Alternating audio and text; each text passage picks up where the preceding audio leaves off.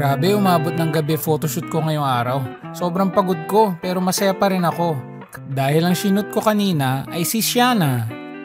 6 years old lang siya nung una ko siyang nakatrabaho. Tapos ang huling balik niya ay noong 2021. Kaya masaya ako dahil siya yung nagbabalik. Kaya maraming salamat sa tiwala niyo sa akin.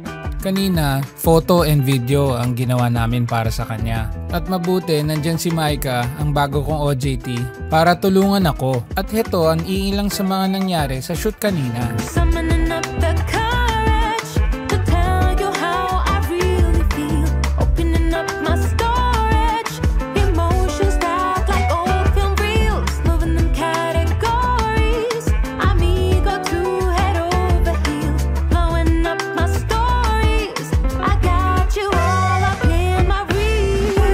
Magpa-shoot na rin kayo dito sa Wawenko Studios.